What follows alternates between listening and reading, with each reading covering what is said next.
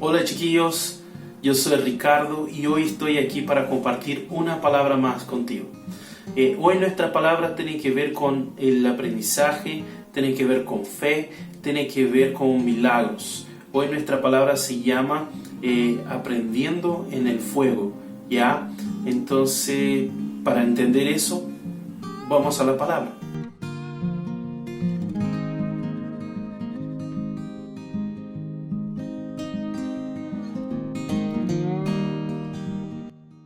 Bueno chicos, como yo les conté antes, esta palabra entonces efectivamente tiene que ver con aprendizaje, tiene que ver con fe, con creer en las cosas de Dios y tiene que ver con vivir los milagros de Dios. Pero para que nosotros podamos empezar a conversar de eso y entender mejor el tema de que nosotros estamos conversando y ver lo que la palabra habla, me gustaría que ustedes me pudieran acompañar ahí en el libro de Daniel, ya el capítulo 3 de los versos 20 al 25. Bueno, en mi Biblia dice así: y que algunos de los soldados más fuertes de su ejército ataran a los tres jóvenes y los arrojaran al horno en llamas. Fue así como los arrojaron al horno con sus mantos, sandalias, turbantes y todo, es decir, tal y como estaban vestidos. Tan inmediatamente fue la orden del rey y tan caliente estaba el horno que las llamas alcanzaran y mataran a los soldados que arrojaran a Sadrach, Mesach y Abednego, los cuales, atados de pies y manos, cayeran dentro del horno en llamas. En ese momento Nabucodonosor se puso de pie y sorprendido le preguntó a sus consejeros: ¿acaso no eran tres los hombres que atamos y arrojamos al fuego? Así es, su majestad, les respondieron. Pues miren, exclamó, ahí en el fuego veo a cuatro hombres sin ataduras y sin daño alguno, y el cuarto tiene la apariencia de un dios. Este es el pasaje para empezar. Vamos a entender el contexto histórico y todo lo que está pasando ahí para que pasara efectivamente eso que leímos aquí. Bueno, en este periodo histórico, en este momento, el rey Nabucodonosor había dominado a Jerusalén, ¿ya? Y él había llevado parte del pueblo cautivo para la Babilonia, ¿ya? Y el rey había hecho un pedido a su jefe de los que le sirven ahí en la corte, que separara jóvenes de buena apariencia, ya con educación inteligentes para servir ahí como sabios en su corte, ser entrenados y todo eso para trabajar en su corte. Entonces, en medio de estos jóvenes que fueron elegidos estaban Daniel y sus amigos, ya estos cuatro jóvenes. Daniel, el que da nombre a este libro, ya que cuenta respecto de él en la mayoría de las historias en este libro, y estos tres hombres, Sadrach, Mesach y Abednego, eran sus amigos y son los protagonistas de esta historia que estamos hablando. Estos jóvenes, ellos tenían acceso entonces a todo lo que era del castillo del rey, todo lo que servía de la mesa del rey, toda la comida, todo tenía a su disposición, todo lo que tenía para servicio ahí en el castillo. Pero estos cuatro jóvenes decidieron que no se iban a contaminar con estas cosas para mantenerse firmes en seguir a este Dios, a nuestro Dios. Entonces ellos tomaron esta decisión y con esta actitud ellos honraran a Dios. Y eso hizo con que Dios empezara a honrar a ellos en sus propias vidas. Y ellos empezaron a crecer. En este momento que pasa eso con los tres, Daniel ya está subiendo a un puesto de ser consejero del rey, de ser importante en la corte del rey. Entonces, y ellos estaban siendo reconocidos, ¿ya? Entonces, en este momento, ¿qué pasa? ¿Ya? Ellos están en esta situación donde están siendo honrados, ¿ya? Entonces, esta situación que los lleva al horno, ya efectivamente al horno, pasa. Cuando están tranquilos pasa esta situación que se lo lleva al horno. ¿Cuál es la situación? Bueno, en un buen día el rey, en una crisis de soberbia, ya, él tiene una idea. Dice, voy a hacer una gran estatua mía, ya, porque soy un gran rey, porque tengo un gran reino, soy mayor que los dioses, entonces voy a hacer una estatua mía y todos van a tener que adorar. Cuando escuchen que se tocan instrumentos musicales, se tienen que arrodillar y adorar a mi persona y a mi estatua, porque yo soy un gran hombre. Ya, él tiene esta gran idea. Y bueno, no habían solo personas del reino de Dios, no habían solo personas de Jerusalén. En la corte del rey no habían solo sabios que habían venido del pueblo de Dios. Habían otros sabios también. Y estos sabios ya estaban con envidia de cómo estaban creciendo estos cuatro jóvenes. ¿Ya? Entonces, con esta idea del rey, ellos tienen una idea. Bueno, sabemos que los cuatro no van a adorar, que los tres en esta situación no van a adorar a esta estatua. Entonces, cuando hagan eso, le vamos a contar al rey y ellos van al horno.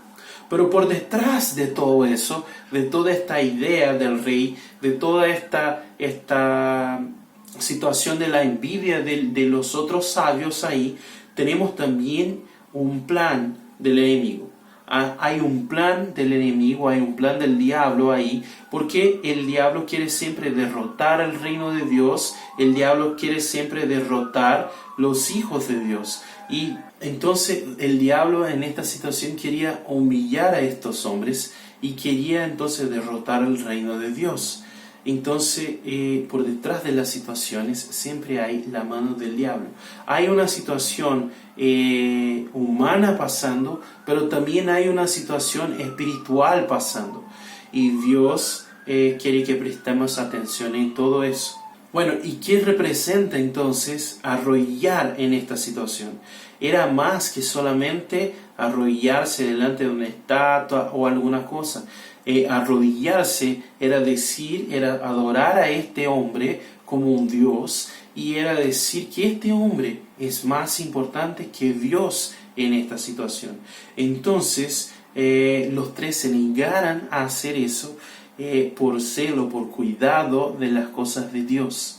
Y ahí se encuentra nuestro pasaje, porque ellos dijeran que no se iban a arrodillar, los otros sabios le acusaran de eso, el rey se enojó con ellos, y ellos dijeron, no vamos a arrodillarnos de ninguna forma. Y ahí el rey dice que se lo tire a ellos adentro del horno, que estaba súper caliente, el fuego estaba súper fuerte, y ahí entonces ellos viven estos milagros. Vamos a entender la situación entonces para entender qué Dios nos enseña con este pasaje. ¿Ya? Bueno, primero vamos a entender el problema de ellos. El problema que existía ahí era que el rey les estaba mandando a hacer algo que era completamente contrario a los mandamientos que Dios había dejado para su pueblo. Ellos tenían un dilema ahí en esta situación. ¿Por qué? Porque se cumplían lo que el rey mandaba, descumplían lo que Dios mandaba. Pero se cumplían lo que el rey mandaba, lo que Dios mandaba, e iban a descumplir lo que el rey mandaba. Entonces, ¿qué estaba mandando estos hombres? El rey estaba diciendo que ellos tenían que adorar a él y a sus dioses. Y esto está dicho ahí en Daniel 3, el 4 al 6. Donde efectivamente el rey dice que tiene que adorar a él, arrodillarse delante de su estatua y adorar a sus dioses, y de esta forma entonces tenían que portarse para que no fueran arrojados al horno, ya, que no fueran tirados al horno. Y Dios, ¿qué dice Dios? ¿Cuál era el mandamiento de Dios? Está ahí en Éxodo 20 del 1 al 6, está en los 10 mandamientos, el primer mandamiento, y que toma bastante tiempo ahí, y después Jesús va a decir que este es el más importante de todos. Dice que no es para adorar, que no se puede adorar a otros dioses, y ni adorar a hombres, y ni adorar a estatuas, y ni adorar a nada que no sea Dios, a nadie que no sea Dios. Entonces ahí ellos estaban tenían este problema, tenían este dilema. ¿ya? ¿Y cuál es la decisión entonces? Si pensamos en la decisión que estos hombres toman, ¿ya? Ellos deciden, ¿ya? Ellos toman esta decisión de seguir a Dios en eso, aunque eso le trajera muchas dificultades. Ellos van a dejar, y yo veo muy lindo eso, van a dejar dicho ahí en Daniel 3, del 16 al 18, y yo veo muy linda la habla de ellos y quiero leerla con ustedes, que dice así: Sadrach, Mesach y Abednego le respondieron a Nabucodonosor: no hace falta que nos defendamos ante su majestad. Si se nos arroja al horno en llamas, el Dios al que servimos puede librarnos del horno y de las manos de su majestad. Pero aun si nuestro Dios no lo hace así, sepa usted que no honraremos a sus dioses ni adoraremos a su estatua. O sea, ellos están diciendo efectivamente a este hombre que ellos no van a adorar a él. Si Dios les salva en esta situación, ellos van a seguir buscando a Dios, pero si Dios no los salva, igual ellos van a seguir a Dios hasta el momento del final de sus vidas. Ellos dicen que sea la situación que Dios proponga a ellos, ellos no van a dejar de adorar a Dios y en ninguna situación van a adorar a esta estatua o a sus dioses. Y eso hace, la verdad, con que se suba la presión y el peso sobre ellos, porque se enoja el rey, y todo eso está en Daniel 3, 19, 20, donde el rey se enoja, dice que tiene que subir el fuego en el horno, y todo se enoja un montón, y dice: ¿qué va a hacer este Dios? Pero eso prepara para que el milagro pase. Lo que nosotros necesitamos entender, el simbolismo que trae eso para nosotros, para nuestras vidas, ¿ya? Por ejemplo, ¿quién representa la Babilonia en la palabra? Hay distintos textos que en la palabra van a decir que la Babilonia representa el mundo, la vida del mundo, la vida mundana y la vida llena de pecados y todo eso. Pero esto se queda muy claro, y para dar una referencia, ahí en Apocalipsis 14, 8, donde realmente va a tratar de esta forma, va a atribuir entonces nuestra vida de pecado, la seducción que el pecado trae sobre el hombre, la esclavitud que teníamos en el pecado, toda esta cosa, esta vida del mundo, lo va a atribuir a Babilonia. Entonces lo que estaban eligiendo ellos ahí era entre el reino de Dios y el mundo. Estaban eligiendo a cuál de los dos iban a seguir. Y bueno, la Biblia nos va a enseñar que nosotros no debemos moldearnos, conformarnos con la vida mundana. Que antes de eso debemos transformarnos por el reino de Dios, por la transformación de nuestra mente, por lo que Dios propone. Este está en Romanos 12, 1 y 2. ¿Ya? Entonces entender eso, que el Dios, que todos los hombres que vivieran con Dios se dejaran transformar por Dios y no se amoldaran a este mundo, y que nosotros igual debemos hacer, fue lo que estos chicos hicieron. ¿Y a través de qué hicieron? ¿Y por qué hicieron? Porque ellos tenían una mirada distinta, y nosotros debemos cuidar cómo miramos las cosas, cómo miramos estas situaciones, porque el punto de mirada que tenemos va a hacer con que hagamos preguntas y va a hacer con que encontremos respuestas. Y si, bueno, hacemos preguntas y tenemos una mirada distinta, equivocada, podemos llegar a respuestas equivocadas. Por ejemplo, si tenemos la mirada, el punto de mirada humano, vamos a pensar en el sufrimiento de estos hombres y vamos a preguntar a nosotros: ¿por qué fueron arrojados en el horno? ¿Por qué Dios permitió que estos hombres fueran tirados al horno? ¿Por qué eso? ¿Por qué Dios permitió este sufrimiento en su vida? Y la respuesta que vamos a encontrar ahí es porque las personas son malas. La respuesta que vamos a encontrar ahí es porque Dios es malo, porque hemos tentado ayudar a las personas y las personas no nos agradecen a nosotros. Nosotros vamos a entender que Dios es un Dios malo porque nosotros estamos sirviendo a Él, pero Él permite que estas cosas pasen con nosotros. porque esto es maldad. Esta es la situación que vamos a encontrar. Esta es la respuesta que vamos a encontrar. Pero si tenemos un punto de mirada espiritual y miramos hacia el milagro que está pasando en esta situación, el milagro que ellos vivieron, nosotros vamos a preguntar, ¿por qué vivieron este milagro tan grande? ¿Por qué vivieron tuvieron esta oportunidad de vivir este milagro?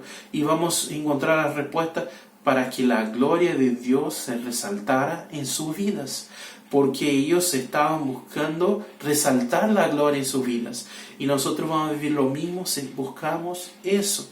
Entonces, la manera como miramos puede guiarnos en eso. La mirada equivocada puede hacer con que hagamos la pregunta equivocada, y esto nos puede llevar al aprendizaje equivocado. Entonces necesitamos estar pensando de esta forma. La palabra nos enseña que nosotros cuando caminemos tenemos que caminar por fe, como estos hombres hicieron, como estos 3 jóvenes hicieron. Y eso nos da, ahí en Hebreos 11, nos va a dar muchos testimonios de hombres que efectivamente caminaron en fe, y nos va a decir para caminar en fe. Y estos 3 jóvenes hicieron eso. Estos 3 jóvenes mostraron que estaban siguiendo una mirada espiritual. Cuando le dicen ahí en los versos 16, 17, 18 al rey que no van a seguir al rey, sea lo que Dios estuviera haciendo, porque estaban mirando algo superior, algo de la parte de Dios, porque miraban hacia la voluntad de Dios. Eso estaban haciendo. Y bueno, ¿cuál es el resultado que alcanzan ellos con esta actitud? ¿Qué ellos alcanzan con esta actitud? Bueno, nosotros vamos a ver ahí en Daniel 3, del 26 al 30, el resultado que alcanzan ellos. Va a decir, dicho eso, Nabucodonosor se acercó a la puerta del horno en llamas y gritó, Sadrach, Mesach y Abednego, siervos del Dios Altísimo, salgan de ahí y vengan acá. Cuando los 3 jóvenes salieron del horno, los sátrapas, prefectos, gobernadores y consejeros reales se arremolinaron en torno de ellos y vieron que el fuego no les había causado ningún daño, y que ni uno solo de sus cabellos se había chamuscado. Es más, su ropa no estaba quemada y ni siquiera olía humo. Entonces exclamó Nabucodonosor, alabado sea el Dios de estos jóvenes, que envió a su ángel y los salvó. Ellos confiaron en él y desafiaron el orden real. Optaron por la muerte antes que honrar y adorar a otros dioses que no fuera el suyo. Por tanto, yo decreto que se descauterice a cualquier que hable e encuentre el Dios de Sadrach, Mesach y Abednego, y que su casa sea reducida a cenizas, sin importar la nación a que pertenezca o la lengua que hable. No hay otro Dios que pueda salvar de esta manera. Después de eso, el rey promovió a Sadrach, Mesach y Abednego a uno alto puesto en la provincia de Babilonia. O sea, ¿qué pasa en esta situación?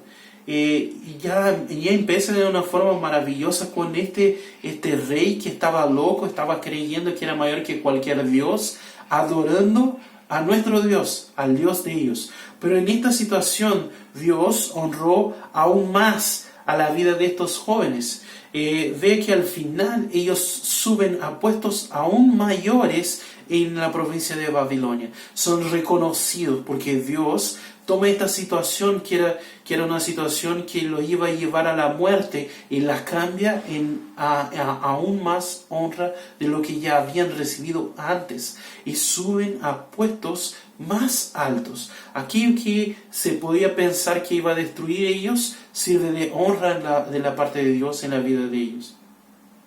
Bueno, ellos también no solo se quedan con la honra, sino que ellos viven un milagro maravilloso, asustador en la verdad, que se queda en la historia.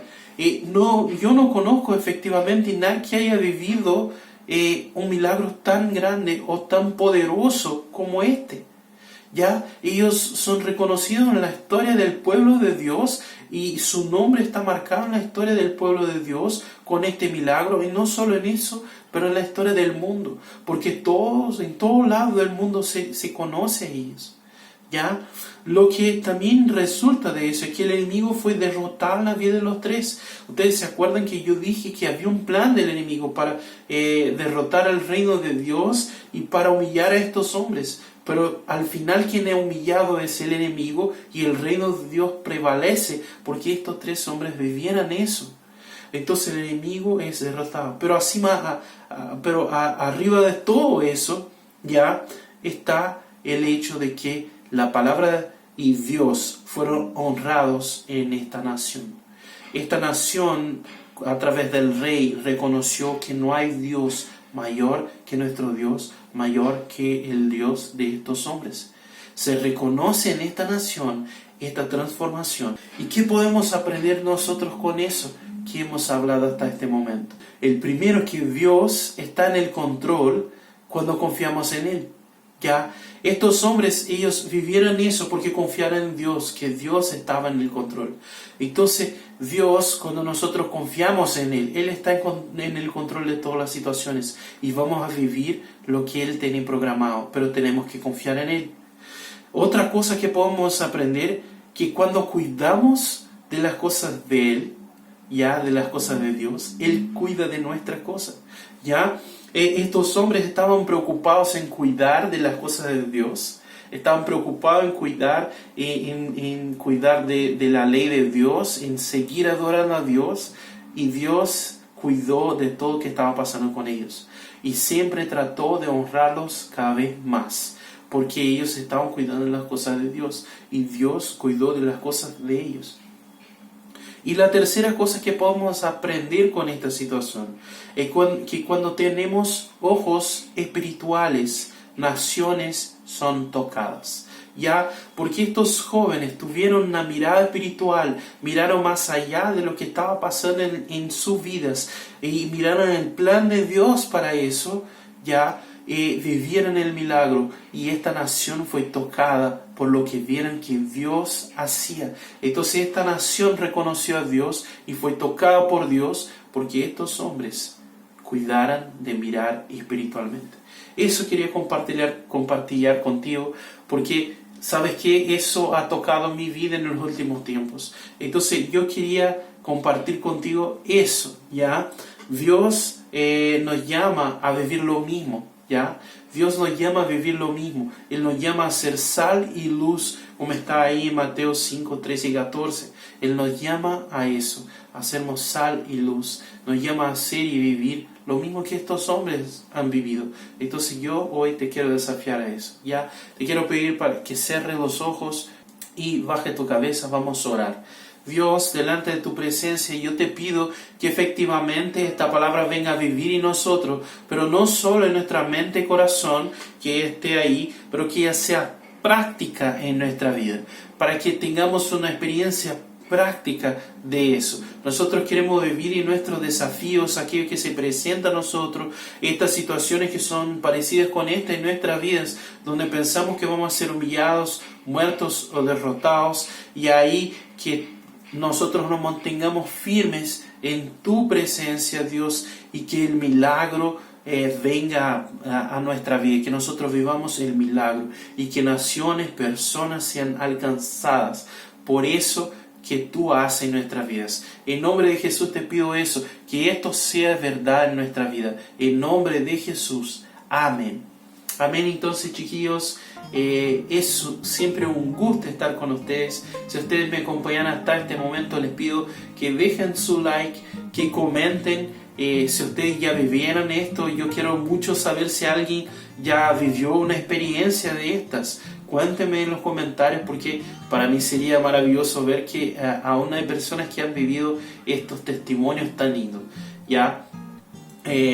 Comparte esta palabra con muchas personas para que sean tocadas por lo que Dios está hablando a través de esta palabra. Ya, siga nuestra iglesia en las redes sociales y bueno, chao chao, hasta el próximo video.